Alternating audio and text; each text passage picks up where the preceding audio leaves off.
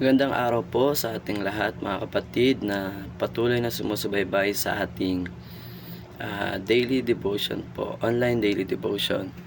Ayun, tayo nga po ay nasa ika-37 na po na yugto ng ating CLF 40 Days Prayer and Fasting for the Nation.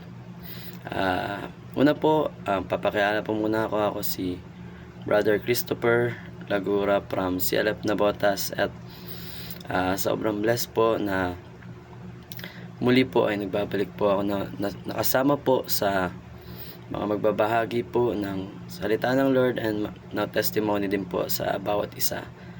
Tayo nga po ay nasa ika-37 na yugto na po ulit at ito po ay may tema ng my most unforgettable answered prayer. Yan, napakaganda po ng tema, napaka-exciting po pag-usapan ang unforgettable experience po ng bawat isa. At sa gabi po ito, napapalad po na ako rin po ay may privilege po na ibahagi din po sa bawat isa ang naging karanasan ko about my unforgettable answered prayer. Ayun po, pero bago po yun, simulan po muna natin yung ating gawain sa isa pong panalangin. Yes, hallelujah Lord God, maraming salamat po sa gabing ito at sa araw na ito Lord God, whatever time Lord God namin ito mapapanood ang aming daily devotion Lord God. Nais ka po namin pasalamatan o Diyos sa ginawa mo Lord God sa aming pagpoprotekta Lord God at pagpoprovide Lord God sa nagdaang mga araw at linggo Lord God. Salamat po sa pag-iingat mo po sa bawat isa Lord God na nasalanta rin po Lord God ng matinding pag-ulan at baha Lord God. Salamat po at ikaw ang aming Diyos Lord God na nag-ingat po sa bawat isa Panginoon. Dalayan ko rin po Lord God sa oras na ito na patuloy mo pong ingatan ng bawat isa at ang iyong salita Lord God ay maging kalakasan po ng bawat isa Lord God. Magbigay po ng hope Lord God sa aming mga nanonood at nakikinig po Lord God sa mga oras na ito Lord. Ang inyong pong lingkod Lord God ay equip nyo po Lord God ng boldness Lord God sa pagbabahagi po ng kanyang experience po Lord God at testimony po sa bawat isa Lord. Ganun din po sa mga nakikinig Lord God. Naway maunawaan po namin ito Lord God at magbigay nga po ng kalakasan sa amin at magbigay ng kalakasan din po Lord God sa aming mga kapwa Lord God at encouragement Lord. Ito lang po, dalangin ko Lord God, patuloy mo po kami Lord God na samahan Lord God sa mga nalalabing oras po Lord God ng gabing ito. This is our prayer Lord God sa matamis sa pangalan ng anak na si Jesus. Amen. So ayun po, napaka-exciting nga po at napakaganda po ng ating tema sa season po na ito ng ating daily devotion, daily prayer and fasting for the nation. Ayun po, ulitin ko po, yung tema po natin ay about my most unforgettable answered prayer na share ko rin po sa inyo kagaya po sa mga iba po nating kapatiran na marami din po akong mga naging answered prayer po, lalo na po lately, but ang isi-share ko po ngayon ay para may iba naman may iba naman is about sa nangyari sa pinagpe-pray ko rin ng matagal kasi yung ngayon ito mga recently gusto ko yung medyo matagal na talaga po na prayer ko at matagal ko po talagang pinagpe-pray at alam ko hanggang ngayon ay sinagot na po ng Panginoon at patuloy po niya sinasagot yung prayer ko na yun. Ayun po, simulan ko na po. Ito pong pinagpipray ko po na bagay na yun is sobrang matagal na po. Bata pa po ako nun. Siguro dahil dala na rin sa mga nararanasan ko sa araw-araw ganun. Yun po kasi is tungkol po yun sa sa family at sa personal ko po kasi siguro until high school ko po naging prayer yun eh. Ayan, high school, elementary to high school or on high school. Ayun po, about sa prayer ko na yon, about sa pamilya, sa sarili ko po. Sa family ko po, kasi nga po 'di ba, ah, hindi naman po lingid sa kaalaman ng iba.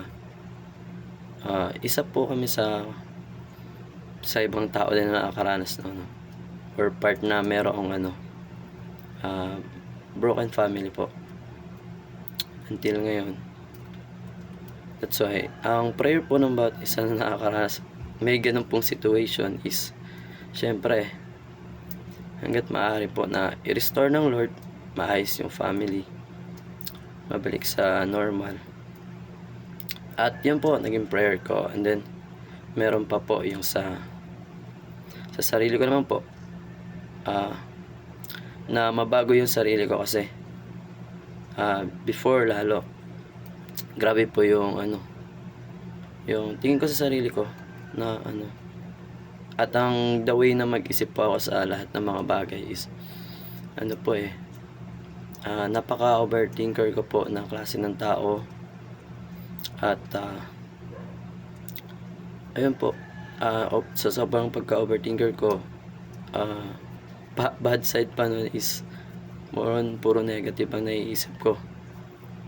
Alam po yan ng mga tao na nasa paligid ko, na nasasabi ko po yun sa kanila before, na ganun pa akong klaseng tao. And then isa pa po, yung pagka-introvert ko po, mag-ano naman pa akong klaseng tao, approachable, pero sa mga pinaka close ko lang po na kamag-anak siguro at kaibigan, yun po. At yun ang ano ko, siguro simple na prayer ko lang yun sa Lord, pero matagal ko talaga siyang pinagpipray yung bagay na. And then yun po, sinagot po ng Lord yun. Ay nga po, andito po tayo sa harapan ng bawat isa, at ginagamit po tayo ng Lord, yung lingkod po niya tayo sa kanyang sambahan at sa kanyang community po. Ayun po, sa prayer ko po about sa personal ko po is nasagot na po yan ng Lord. Bless God po at praise God. Dahil po the way na po na mag-think ako simula nung tinanggap ko po siya at pinili ko po na sumunod sa kanya is sobrang nagbago na po. Hindi siya instant na biglang simula nung tinanggap ko siya is nung pag-gising ko na the other day, ano na, lahat ng naisip ko puro positive na about sa future, sa mga kinabukasan. Hindi po siya naging ganong ka-instant, but ginawa po ng Lord is process by process, kahit hanggang ngayon naman po sa mga iba ko pa pong pinapanalangin sa kanya, ganun po umilos sa akin ng Lord, na hindi siya instant talaga, hindi niya binibigay ng instant yung mga prayers natin by process po talaga. So doon sa naging ano ko po, prayer ko po personal, yun po, sinagot po ng Lord simula nung nakilala po natin siya at pinili po natin sumunod sa kanya. Kasi yun naman po, di ba, lahat naman po tayo na nasa bahay-sambahan niya, ay actually hindi lahat, merong mga bago pa po pumasok sa church, napabilang sa church, is malalakas na po yung loob nila, kaya na po nila makipaghalubilo sa mga ibang tao, makipag-usap sa ibang tao. Pero meron namang iba na ano po, mas sanay po sila na mag-isa lang at hindi po sila mahilig makipaghalubilo po at makipag-usap sa ibang tao. At isa po ako dun sa mga tao po na yun, or yung mga introverts nga po. But syempre, kapag tayo napabilang na sa family ng Lord, na tayo na sa church na, hindi na po pwede yun, or yun nga po, gagawa po ng Lord ng paraan na tayo po ay mabago upang mas maging kagamit-gamit po sa kanyang kingdom. Kaya po, binago ng Lord. Ngayon po, na kaya na natin na makipag-usap ng tao, lalo't magbahagi ng buhay natin sa tao, ng salita ng Lord sa tao, makapag-lead ng mga tao, hindi lamang po sa church, sa maging sa labas po kung saan man tayo nilalagay ng Lord, sa ating learning institution, sa mga paaralan po, and then sa trabaho po, yun nga po, sa family, sa community po natin. At yun po, sobrang blessed ko na hindi lang ako binago ng Lord para sa sarili ko, kundi para din sa mga tao na nasa paligid ko. Yun nga po, yung mga later ko lang nakilala, mga bago-bago lang. Akala ko nila, pagkakalala na sa akin is, yung personality ko na talaga is, yung ano na, sobrang outgoing, madaldal, at ayun, parang leader na talaga. Pero hindi po, kabaliktaran po siya nung ako po before ako nakakilala sa Lord at sumunod sa Lord. Nabago lang po yung yung sa character ko na yun, no, simula nung sumunod na po ako sa Lord. Kasi di ba po, andyan yung time, pero by process naman po yun na i-challenge tayo either ng leader natin, or i-convict tayo ng Holy Spirit na ibahagi din yung salita ng Lord. Or kung hindi pa tayo sanay, syempre, kung ano ba yung magandang bagay na ginawa ng Lord sa atin through our testimony, ibabahagi natin yun sa kapwa natin. At yun ay magsiserve na encouragement din po sa kanila kung sila ay nakakaranas din ng pag-overthink at lalo negative din. Nagagamit po tayo ng Lord through our experiences po, yung pagbabagong ginawa niya po sa buhay natin. Ganun din po yun po ang pinapasalamat ko po sa Lord, na yung prayer ko, sinagot niya yon, yung personal kong prayer. Hindi lamang para sa ikabubuti ko, kundi para rin sa ibang tao, na pinapagamit niya para sa ibang tao din. Yun po. At ang isa ko pa po na prayer, until now po, alam kong ginagawa ng Lord sinasagot po yun ng Lord, at kumikilos po ang Lord doon sa family ko po. Kasi before, sobrang problem namin siya, though hindi naman siya palagi tuloy-tuloy, simula talaga as in ng pagkabata namin, but siya, pabalik-balik po na, kasi ang parents po namin is may time na okay sila, pero pag nalalayo sila sa isa't isa, kasi kailangan po, 'di ba, minsan hindi na kaya mag-provide nung isa lang sa parent natin, since madami po kami magkakapatid din, and habang tumatagal, mas lumalaki na po yung expenses. So nung nag-high school na po kami, at ayun po, hindi na po kinaya nung si Papa lang ang nagtatrabaho sa bahay. Kaya yung mama ko po ay trabaho po overseas, sa abroad po. Siya po ay naging isang OFW nung nasa elementary pa lang po ako. High school po noon ng ate ko. So ayun po, kami lang na yung magkakapatid, nag-abroad yung mama ko. And then nung time po na yun, yung papa ko po ay nagka-problem, bumalik po siya sa dati niyang problem, which is yung pambababae po. Kasi naging problem niya na rin po yun daw before, nung kami pa lang ni ate yung anak niya. Nung pinanganak daw po ako ni mama, ganun po, ginawa rin po ni papa yun, na nagloko siya. Iniwan niya rin si mama nun kami. Pero bumalik po siya, and then ayun po, nung nag-abroad niya po si mama ulit, bumalik na naman po ang pambababae niya.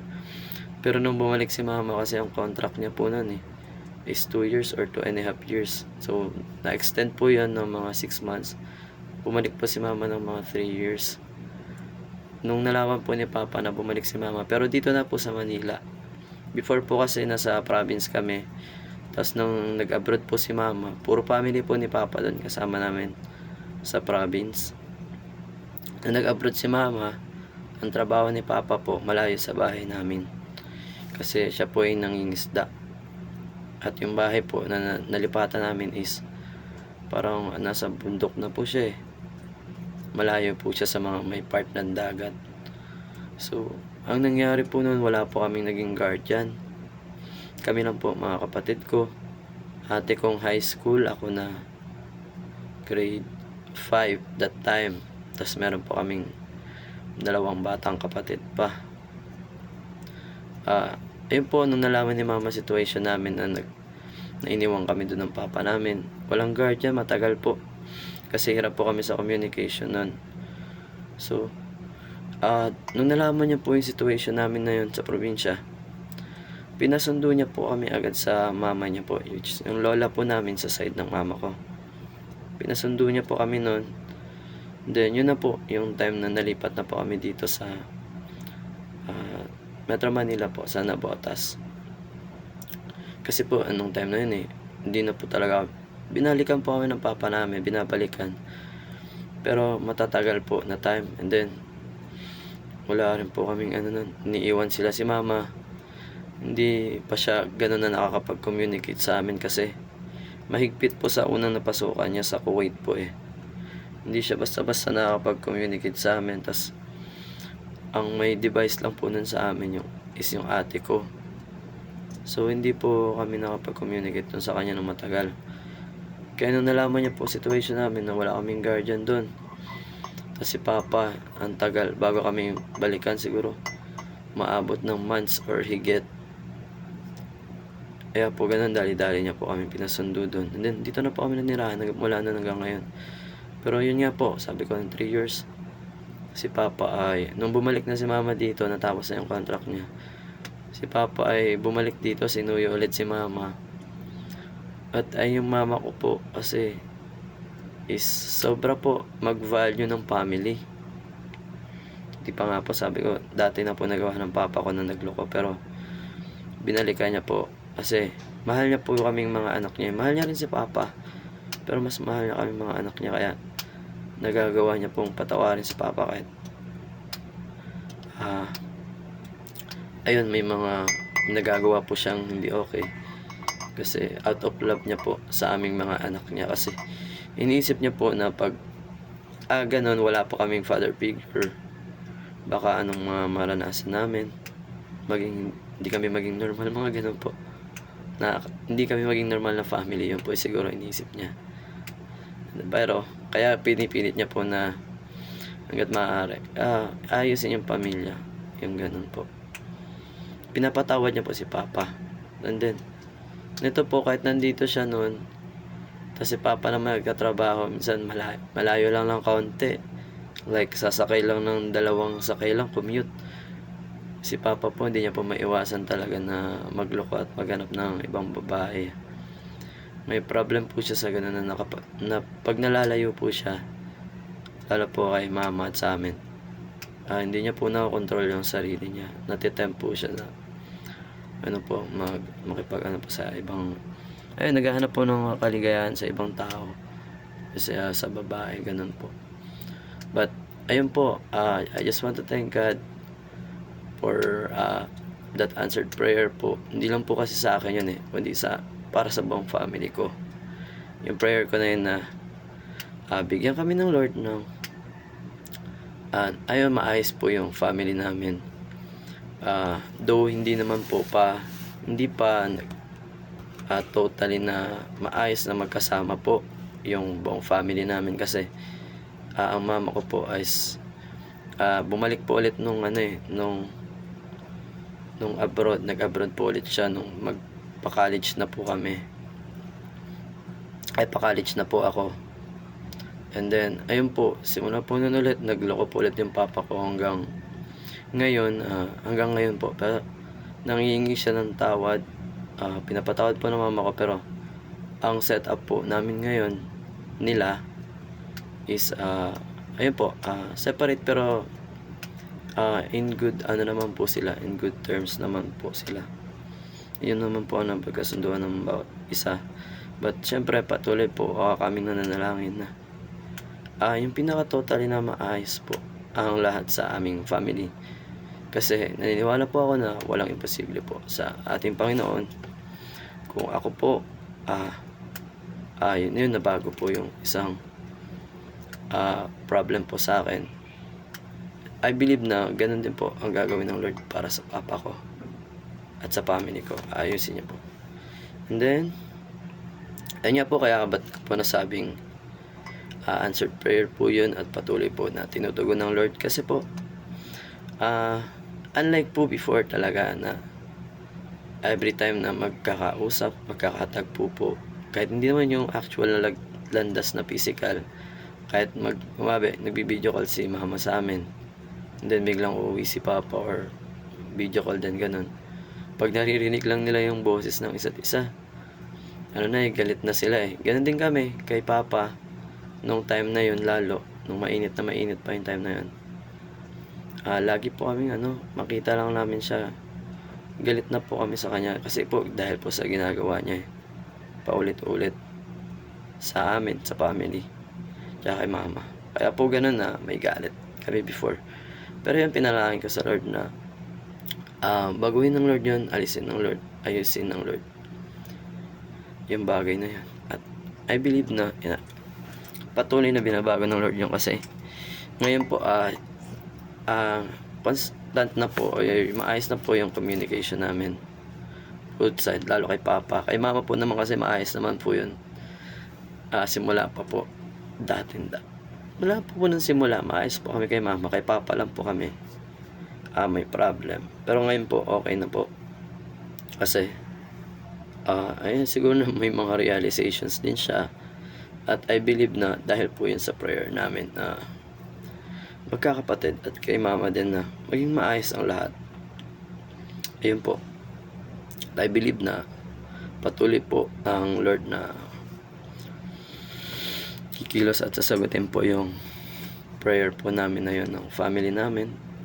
At ayun po ang pinapasalamat ko. Yun po yung ultimate at most unforgettable na answered prayer ko. Though marami po akong mga prayers na in-answer ng Lord, lalo na po ngayon, napaka-crucial. At sobrang laking epekto nito ng prayer na to, answered prayer na to sa akin ng Lord. Yun po kasi ay crucial po kasi 'di ba, after naman po mag-graduate, ano pa po bang kasunod na stage? Syempre paghahanap ng career, or syempre at tayo naman bilang Kristiyano, gusto natin kung saan tayo tatrabaho or ilagay ng Lord, gusto natin yung naka-align pa rin sa kalooban ng Lord para patuloy pa rin tayo na nakakapaglingkod sa Kanya at na nagagamit po tayo sa Kanyang gawain at hindi po tayo malayo syempre sa Kanyang presence po. At yun po, napasalamat ko po sa Lord yung mga present ko po na answered prayer kasi po sa course po mayroong hindi naman po lingid sa sa course po namin is kailangan po talaga ng mga eligibility po, which is kailangan mo makapasa ng mga exams, board exam bago ka po makapasok talaga. Yun po yung requisite para makapasok po sa gusto mo pong trabaho or align po doon sa tinapos mong course. Yun nga po, salamat po sa Lord at dahil though kinulang po sa preparation sa nagdaang 2 exams, which is yung civil service po tsaka yung fire officer examination, ay nakapasa po ako. Neto lang po siya na months lang po nag-take po kasi ako ng exam ng CSC nung March 3, 2024. Pumasa po, nakapasa po ako sa professional level.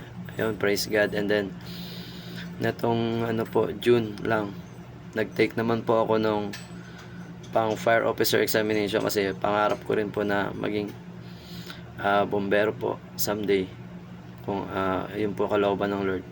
Kasi yun po nakikita ko na mas hindi po ma-affect yung pinaka-schedule ko po and ganun. By that po patuloy pa rin po ako na makakapag-serve sa Lord kasi may mga okay po ako na schedule na andyan po, magagamit pa rin po tayo sa Kanyang bahay sambahan po at sa buong community po. niya sa church po. Ayun. And then, isa pang pasalamat. Marami pa akong sensya na po kayo. Marami pa akong dapat pagpasalamat sa Lord. Lalo na po yung itong present po. Wala pa pong result pero I believe po. At pinapapasalamat po na po talaga siya sa Lord kasi matagal kaming pinag-antay dito Dapat po last year nakapagpasa na po kami ng requirements and then nakapag-exam na po kami dapat nung February. Na-adjust po kasi yun yung board exam po para sa criminologist po. Pero na-hold nga po, di ba? Nagka-problem po kami sa requirements, yung diploma and TOR po namin is hinold po ng school kaya hindi po kami nakapag-take agad ng board exam that time po. Pero ngayon po kaka-exam lang po namin last week. Ayun, 3 days po. Ayun, pinapasalamatan ko yung Lord dahil nakayanan naman po yung exam.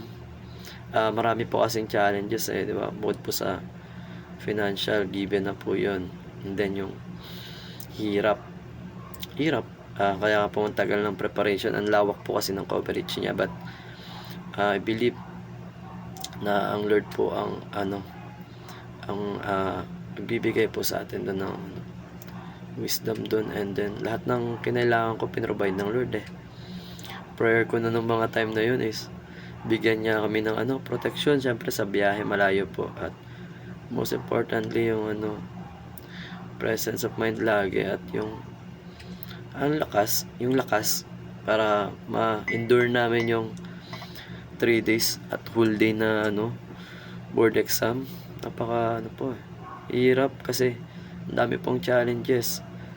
Kung sa tingin mo man prepared ka sa mga mismong aral na lalabas sa mismong mga tanong, ang magiging problema naman is yung physical mo, kung magkakasakit ka kasi dahil sa mga puyat ganun, or hindi ka magising agad kasi ang aga po noon schedule po ng exam hanggang hapon na po matapos. Morning and afternoon po siya, walang labasan din.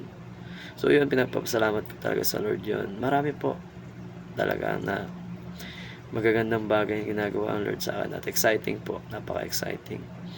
Kaya yun po, marami pong pasalamat doon. And then yun nga po, pinangahawakan ko isang verse din na nabahagi po sa amin before, about sa may mga times pa rin po kasi na ako po hindi naman po, napaka-rare na lang po niya na na instance po na nakapag pa rin po isip ng negative, but praise God kung tayo ginagamit niya na makapagbigay ng encouragement sa kapwa natin, kapwa believer or hindi, sa mga kasamahan lang natin sa labas, kaibigan, is ganun din na gumagamit din ang Lord ng ibang tao sa kapwa natin upang tayo din ay palakasin.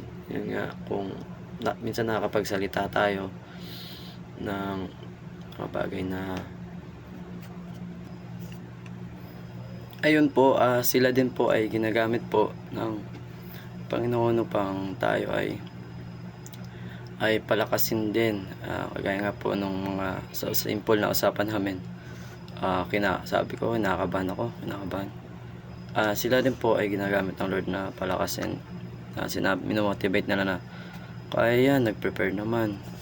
Then prayer lang tayo sa Panginoon palagi, at ganun din naman yung mga ginawa ko sa kanila before. And then habang during nung exam namin, tayo pinapasalamat ako ng Lord dahil doon din sila mismo nare-remind din doon sa mga sinabi din natin sa kanila nakaraan. Ang bawat isa ay nagtutulungan talaga at patuloy na ginagamit po ng Lord. Yun nga po, may iyaano rin po ako doon na about sa mga naranasan natin minsan na tayo ay sobrang mag-isip about sa mga bagay-bagay. Yung may sinabi po yung si Lord, diba, sa kanyang salita na do not be anxious about anything, instead pray about anything. With prayer and thanksgiving, ask the Lord kung ano man po yung nais natin, at lahat ng yun ay ibibigay niya po sa atin. At sabi nga po dito, sobra po kasi ako mag-isip pa rin may mga times, pero ito po, sabi po sa Matthew 6:33, ito, sorry, may camera. Matthew 6:33, ngunit higit sa lahat ay bigyang halaga ninyo ang kaharian ng Diyos at ang pamumuhay ng ayon sa kanyang kalooban, at ibibigay niya sa inyo ang lahat ng bagay na ito. Kasi po minsan po, 'di ba, tayo mga tao, kapag may mga problems po na mga tingin natin hindi na natin kayang solusyonan on our own, yung iba imbis na cling lalo sa Panginoon, kumapit lalo sa Panginoon, sila mas inaano na nila sa sarili nila yung problem na yun, which is gagawin nila kapag may problem sila sa family or financial, niresolve nila sa sarili nila, which is minsan nagre-result siya ng hindi ayos, 'di ba po? Lalo kung tayo Kristiyano na, ang naging response pa natin kapag nagkaroon tayo ng problem, halimbawa may unexpected na nangyari, tapos nagka-problem tayo financially, gagawan po natin siya ng sasagutan pa natin siya, or i-resolve natin siya on our own. Halimbawa tayo po ay imbis na mag-serve sa Lord, nag-focus na lang sa trabaho, hanggang sa iniwan na yung mga responsibilities natin sa Panginoon, kasi inisip natin, ito kung mag-focus ako double or triple times sa pagsusolusyon sa problema ko, which is pagtatrabaho, at ay masusolusyonan nito yung problem ko with financial problem, ganun.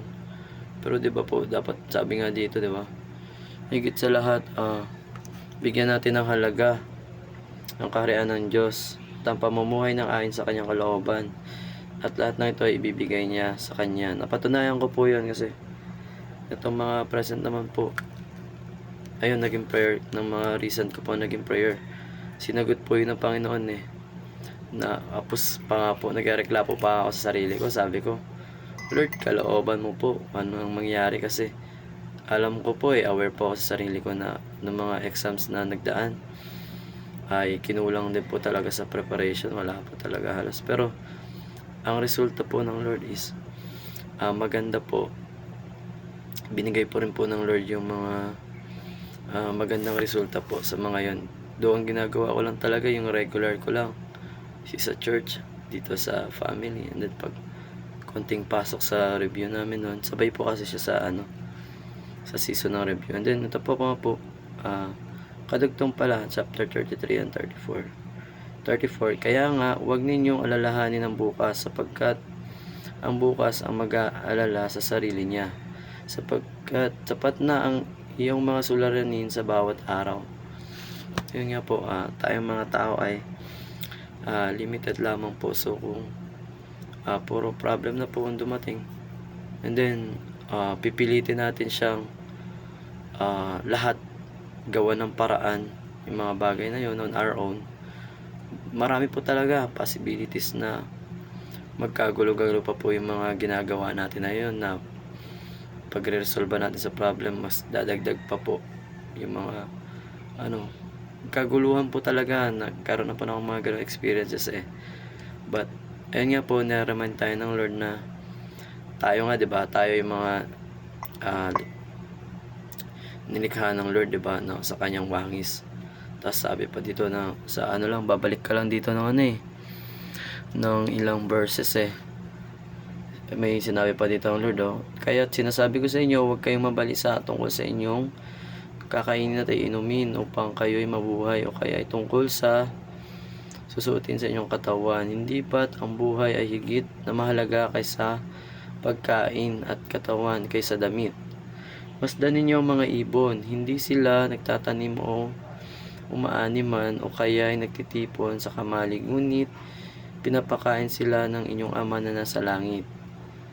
Hindi ba't higit kayong mahalaga sa Kanya kaysa sa mga ibon? Ayun, sino po ang makakapagpahaba ng kanyang buhay ng kahit 1 oras sa pamamagitan ng kanyang pagkabalisa? Ayun, sino pa nga po ba ang may kakayanan na makapagpahaba ng kanyang buhay sa pamamagitan ng pagkabalisa? Wala po. At ayun nga po, based sa pag-aaral po ay mas napapaikli po na yung buhay ng isang tao kasi mas naging active po yung mga cancer cells po nun kapag tayo po ay nag-iisip ng mga negative na bagay. So, ayun po, isa encouragement na lahat naman po tayo nakakaranas ng problema, and then dapat po natin gawin is to work for it, and especially yun po, magpanalangin lang po tayo sa Panginoon natin kasi nga, 'di ba?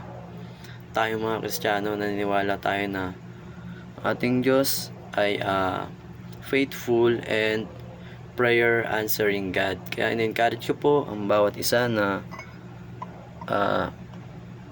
patuloy po tayo na manalangin po kasi prayer works po sa ating lahat po. And then yun po, praise God po sa mga magandang bagay at pagsagot niya po sa napakarami ko pong prayers. At patuloy po ako niniwala na ang Diyos ay patuloy din po na kumikilos din po at sinasagot niya po yung prayer ko po at ng prayer po ng bawat isa din po sa atin. Patuloy lang po natin panghawakan ng salita ng Lord sapagkat tayo po ay naniniwala na tapat ang Panginoon sa kanyang salita. Amen. Then dako na po tayo sa ating closing prayer po sa araw po na ito. Yes, hello Lord God, maraming salamat po ulit Lord God sa privilege Lord God at sa lakas po ng loob Lord God, sa boldness po na ibinigay mo po sa inyong lingkod Lord God. Salamat din po sa pag-iingat mo na patuloy na ibinibigay sa bawat isa Lord God. Ikaw po ang aming Diyos, nagliligtas po at nag-iingat po sa bawat isa. Ikaw rin po ang aming Diyos na taga-provide po Lord God sa lahat ng mga aspects po ng buhay namin na nakaranas kami ng pagkukulang Lord God. Ikaw po ang magpuno ng mga iyon Lord God. And then po patuloy ka rin po namin pinapasalamatan Lord God sa pagpapatuloy po ng ganito mo pong gawain Lord God, na kung saan kami po ay patuloy pa rin nakapag-aral at nakapagbahagi po ng salita mo Lord God at ng testimonies Lord God ng ginawa mong kabutihan po sa bawat isa na nagpo-proof po na ikaw ay kumikilos din po sa buhay po ng lahat ng iyong nilikha Lord God. Maraming salamat po Lord sa platform po na ito Lord God. And then dalangin ko po Lord God na patuloy mo po Lord God na samahan din po ang bawat isa sa amin Lord God sa lahat ng oras. Ibigay mo po ang nararapat na wisdom po na taglayin namin Lord God sa kung saan man po kami dalhin mo araw-araw Lord God sa aming pag-aaral man ito, pagtatrabaho, or sa pag-aalaga po ng aming pamilya at tahanan Lord God. Patuloy po namin dinadalangin Lord God ang bansang Pilipinas Lord God na ingatan mo po kami Lord God mula sa mga calamities po Lord God na dumarating po Lord God, though ito man po ay natural man po Lord God or mga human made Lord. At yun din po patuloy namin dinadalangin po ang kaayusan ng bansang Pilipinas Lord God sa internal po Lord God, from our national government po down to our barangays Lord God. And then ganito po ang aming church Lord, patuloy mo po i-bless po ito Lord God. Yun din po ang lahat ng mga taong inilalagay at pinaparating mo po dito Lord God sa loob po nito Lord God. Patuloy mo po kami pakaingatan po ang bawat isa Lord God sa ansamantala po namin pag-iwalay-walay pagkatapos nito Lord God, at sa mga gagawin pa po namin sa mga susunod na oras Lord. Yun po, we wanna bless your name Lord God, sa mapapurihan ka po namin Lord sa lahat po namin ginagawa Lord God. Malawalhati ka po nawa namin Lord God, at narapat ka po sa lahat ng mga bagay po Lord God na dapat po namin ibalik sa inyo, Lord. This is our prayer po, Lord God. Naway,